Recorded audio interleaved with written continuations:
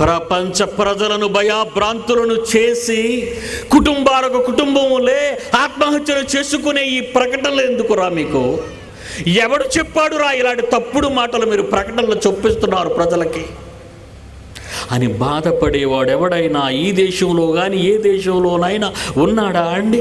ప్రపంచ ప్రజలను కాపాడడానికి, ప్రపంచ జీవంతో ఆడుకోకూడదని చెప్పటానికి 2012 యుగాంతం కాదు, డిసెంబర్ 21న ప్రపంచ నాశనం కాదని ఆసుపత్రికి రాగానే డాక్టర్ చిరునవ్వు మందహాసంతో నీకేంటమ్మా హ్యాపీగా నేను ఇంటికి పంపిస్తానన్న మాట చాలండి.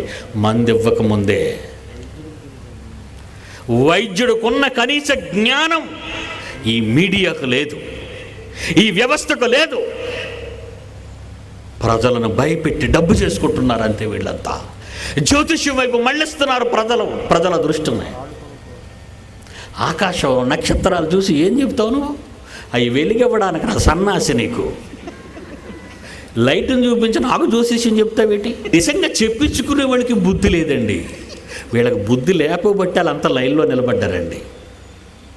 ప్రియులారా, బైబిల్ చాలా గొప్పదర్రా, మత పుస్తకం కాదు. మీరు నమ్మండి. మత శాఖలు అనే గీతలు తుడిచేయండి, ఫెలోషిప్పులు అనే గీతలు తుడిచేయండి. భూమిని తలక్రిందులు చేయవారు అనుకోనండి మీరు. పిడి సుందర్రావు పడిన ఈ ప్రయాస వ్యర్థం చేయకండి.